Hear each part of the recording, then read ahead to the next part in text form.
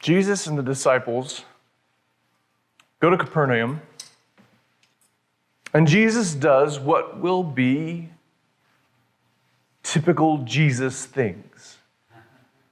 Right? Like, this is going to be a typical day for Jesus. He's going to teach with confidence and with authority.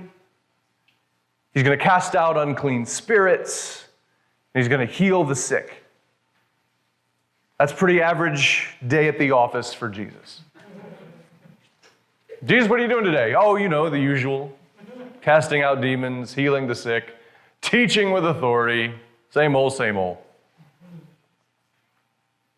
By the end of this day, the word has gotten out about Jesus so that thousands of people are converging on this house. And it's flooded with people. Every sick and broken person within walking distance is now, and this is like not walking distance for us, like I mean walking distance for people that only walk anywhere. Walking distance are showing up to be healed and to experience Jesus. And even though it's getting very late, all indications are that he's healing and curing everybody.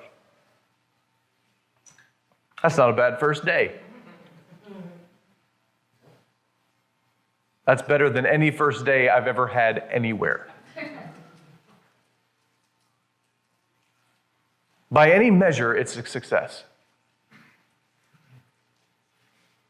There's good teaching. Miracles are being performed and experienced. Huge crowds are gathering. So why don't they stay there longer? I mean, this seems like the perfect opportunity for Jesus to plant a proto-church. Right? We don't have church yet, we just have the synagogues, but this is just the perfect opportunity to plant this new proto-church. Spend time developing some local leaders, establishing a meeting place, maybe a house, church, thing. We can allow for Jesus' teachings to just really take root. Get rooted deep in the hearts of these people before we move on. In fact, after some time, those leaders they've been discipling, they can just begin to turn authority over to those leaders and then give it to, like that way the local leaders can then live into their ministry and their calling before they move on to the next town and do it again. I mean, this is basically what Paul does, right? Just go into a town, start preaching, gather some people, teach some people how to lead, and then leave them in charge. And then go to the next town and do it again.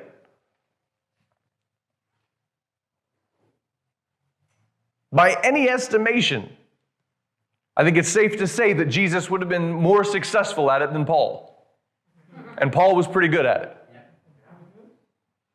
I mean, after all, he's Jesus. He pretty much does everything better than we do, right? He's got the numbers. The whole town is turning out. Capernaum could become the main campus of a giant multi-site church throughout Galilee. And the disciples seem keen. They seem keen. They're ready for day 2. Like, all right, Jesus, where are you? Oh, there you are. Okay, we got people. Let's do it. Day 2. But Jesus responds, let's go on. Do what? Go on? Leave now. With revival breaking out around us, complete with miracles and healing, and people are coming from all over. They're coming to you. Where are you going? Now is when you want to leave? Are you sure? There's still so much to be done here. I mean, who's going to teach these people when you leave? Who's going to organize the children's ministry if you go? Who's going to feed the widows? He's going to teach the Bible study. Like, I don't think we can't go back to the old rabbi after this. And he's a nice enough guy, but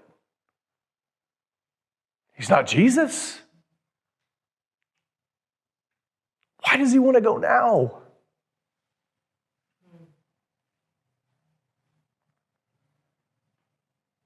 Jesus always seems to leave before people are ready for him to go.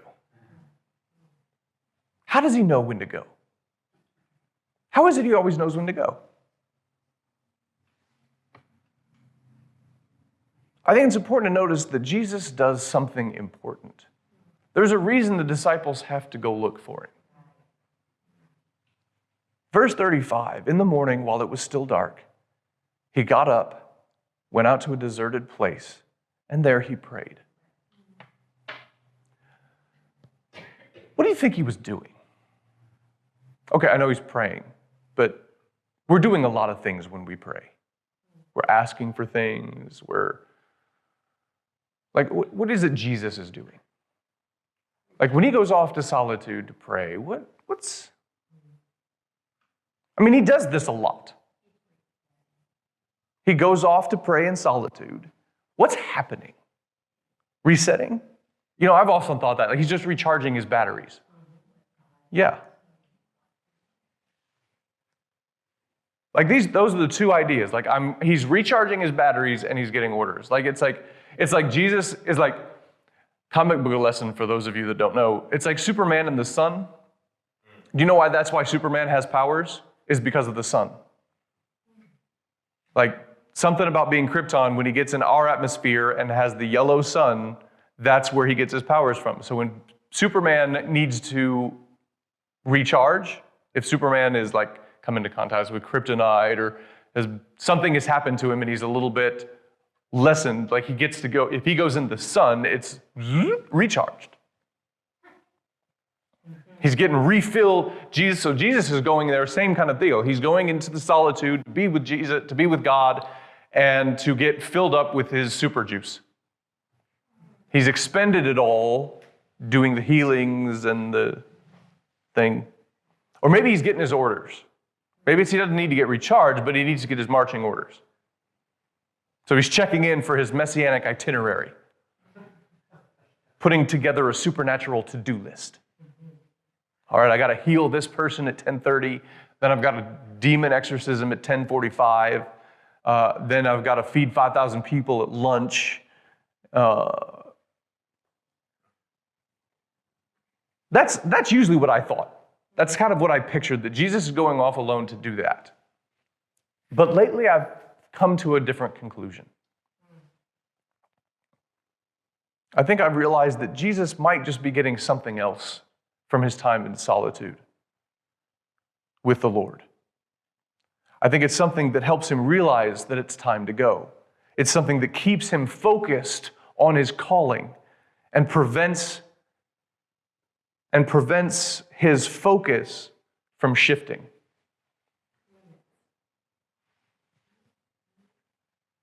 But it's something that starts way back before our passage. I know it's weird to say in chapter 1, way back. But I want you to look at the very beginning of Jesus' ministry. Remember the very beginning. It's the same in all four Gospels. It begins with his baptism, right? All four Gospels, the first thing Jesus, some of them have more of Jesus' childhood than others. There's some variation. But when Jesus is ready to start his ministry, all four of them, they start the same way, the baptism of Jesus. Why does Jesus get baptized? Maybe a passing of the torch, like going from John to being baptized by John, so the torch is being passed from John to Jesus. There's submission to God's will, repenting, maybe even I think Jesus repents. Repenting is simply recognizing where God's will, and so he's repenting, saying, I'm not going to choose. There are all these other paths I could choose, and I'm going to turn away from them and follow the path God has for me. But in any case, he's baptized. And then the Spirit descends and a voice speaks. And the voice says, "You are my Son, the beloved. With you I am well pleased." Do you ever wonder why that voice speaks at that moment? Like we see it, we believe it's it's a voice of God speaking about Jesus, right? Why at that moment? What does this declaration do at that time? Like, what's it mean to be right there, for right after Jesus' baptism, for God to declare, "You are my Son, with you I am well pleased"? In a word, it's identity. Before Jesus does anything, goes anywhere, says anything, God tells him who he is. "You are my Son, the beloved, and with you I am well pleased." And I've always wondered, well pleased with what? He hasn't done anything yet.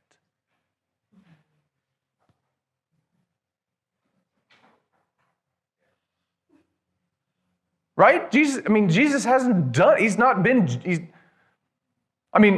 you really want to look at what he's done, all he's done is like hid out the temple and hid while his parents left and put them in a terrible fright. I think there's probably a very good reason why Jesus' teenage years are not recorded.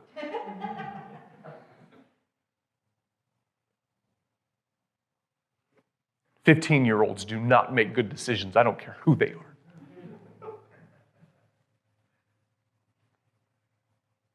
Before Jesus does or says or goes, God tells him who he is.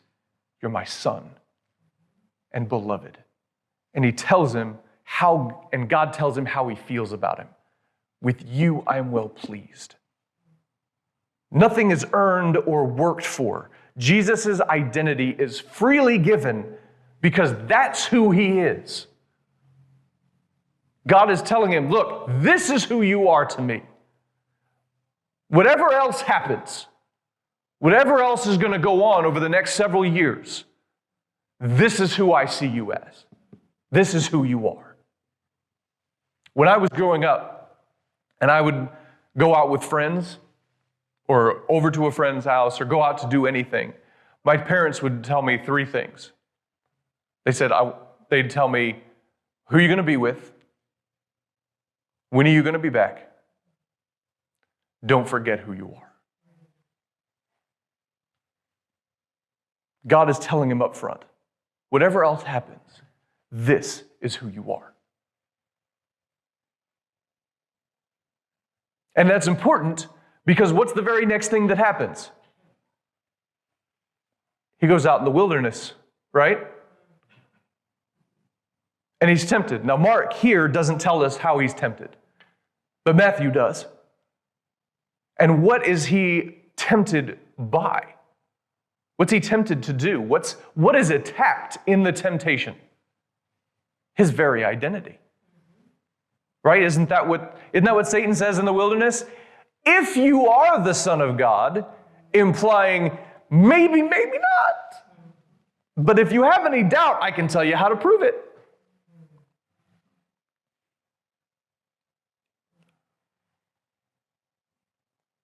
If Jesus is going to fulfill his calling, if Jesus is going to fulfill his role as the Messiah, then the thing that he needs to be crystal clear about from the very beginning is his identity.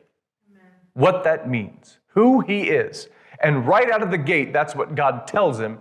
And I think when Jesus goes into solitude, that's what he's looking for. See, when Jesus finds success in Capernaum, he slips out to find solitude with the Father. Because nothing will cause us to forget who we are faster than success.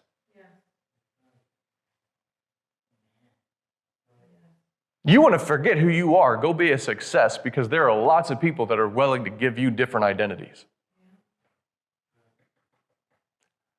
And so he goes to find solitude with the Father because he needs to be reminded and affirmed, you are my Son, the beloved. Not because he's afraid he's no longer the Son, but because he gains strength from knowing it. I think it's likely that Jesus wrestled with the same things we do. I think Jesus struggled with finding security, belonging, and significance. And Capernaum could have been a place to find all of them. Right? He's certain, like, security and being in a place where everybody's like the crowd, like, there are lots of times where Jesus gets up and preaches and the crowd, like, gets really angry and turns on him. Not at Capernaum. In fact, when Sandy read it, it struck me that the crowd responds with delight. I can't remember the exact word that's used, but they're positively excited. That doesn't happen everywhere Jesus is going to go. So here, he's got security. They like him. Here, he's got belonging. I mean, Andrew and Simon's mom is there. The people are coming around. They're hanging out. They like him. He's got belonging. And sure enough, he's bringing lots of people. There's significance here. He can find all of that right here in Capernaum. And he knows it. And so he goes off in solitude. And he isolates with God where his true security, belonging, and significance is found.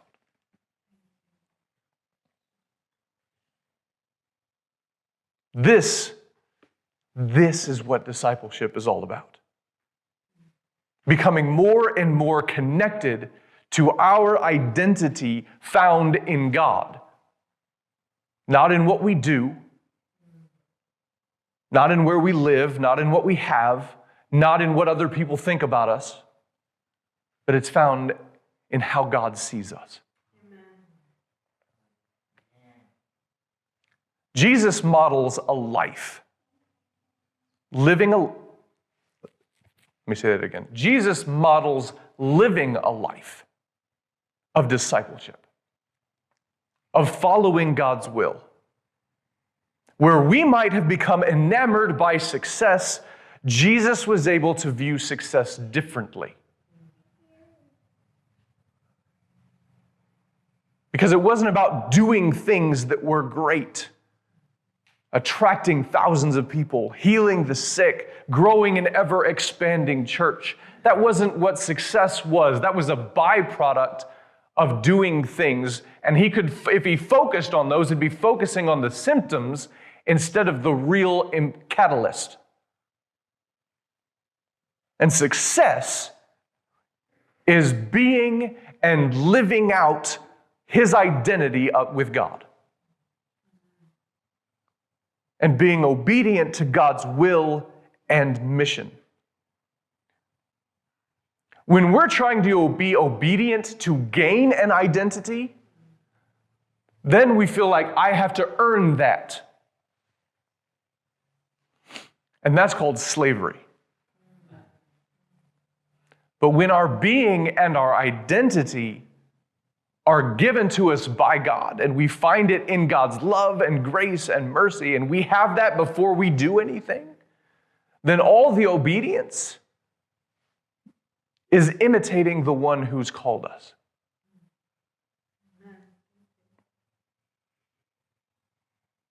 That's why Jesus said, "For this is what I came to do." Jesus' life is a testament that we can't do the will of God if we aren't spending time with him and finding our identity in his eyes.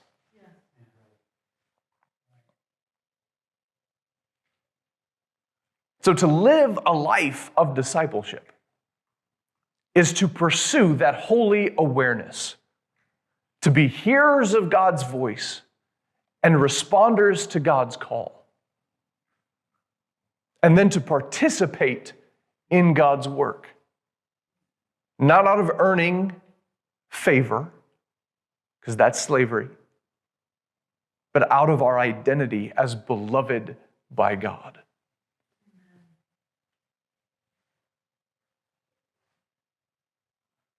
That's why Jesus does it so much. That's why he's always off by himself with the Father, because he needs to be refocused. He needs that realignment to make sure that I'm still living out of my identity as the beloved Son of God. And if Jesus needed to go back and be reminded of that, and to be realigned to that, and to be reattuned to the Father, don't we?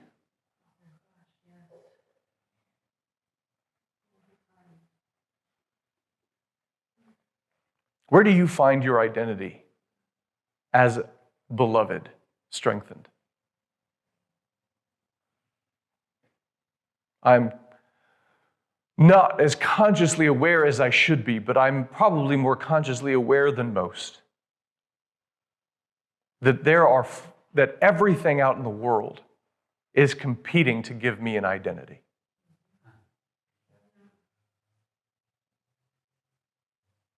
Everybody's trying to grab hold of my target. Everybody's trying to tell me where I should be aimed at, where my desires should be located. And if I'm not careful, if I'm not aware of that, it becomes easy for me to go along with it.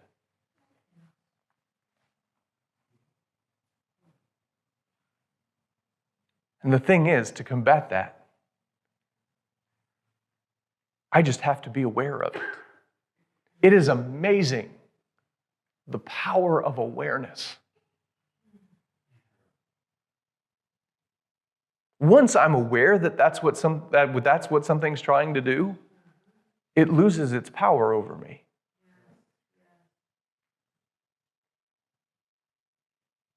That's why I think awareness needs to be called holy.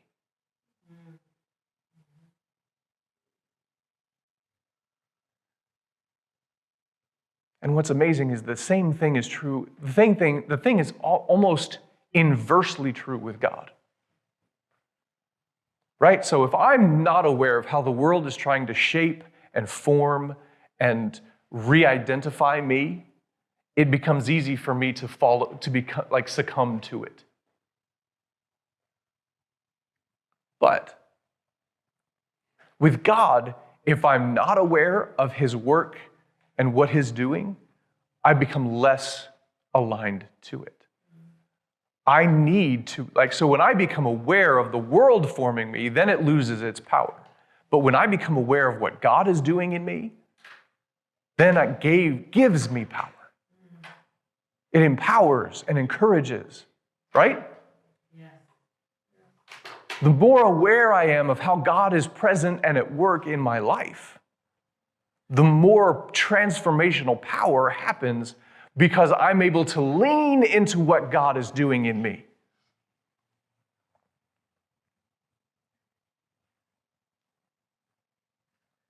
I find it fascinating that one of the ways in which I do that, one of the ways in which I lean into becoming more aware of what God is doing in my life is journaling. I journal imperfectly. I am horribly inconsistent. I'll do it for a lot for 3 days, and then I won't for a week. It's terrible. I should do it every day, but I'm shitting on myself, so I digress. But that's how I process. It's how I process my kairos moments. It's how I try to discern what's going on. I've even leaned into that in my sermon prep. As I meditate and journal and stuff, which is weird for me because I've never been a journaler. I straight dropped classes in college because the major thing we were gonna have to do all semester was journal. And I was like, yeah, I'll see you later. I'll come back when this class doesn't require that. That's how bad, because it was bad. I got a journal, and it was it's due tomorrow. Let me quick make up 30 days worth of journal entries in the next 6 hours. That was my journaling. And so I'm not a journaler. And yet I have found it works profoundly for me. Amen. I encourage other people to do it. Just do it. It's going to be weird for a while, but that's fine. But I find in my journaling, over and over again, no matter what I'm writing about, it's weird. And sometimes it's really frustrating. Because what I find God wanting to continue to tell me isn't so much, here's what you do next. Because that's what I often go to him. Okay, God, what do I do next? What's next? What should we do?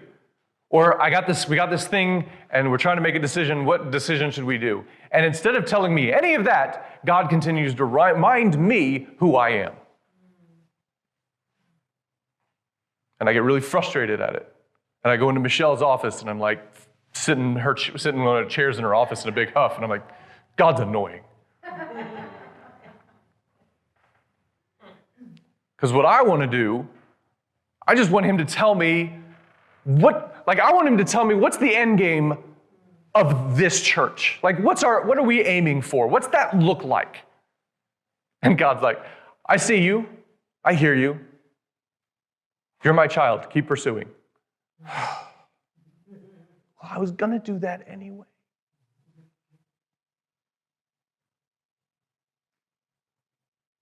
And my instinct is usually like to just slam the journal shut and call it a day. Like, I don't want to hear this anymore. But when I lean into it, like really give over to it and say, okay, God, what do you want to tell me about me? I am amazed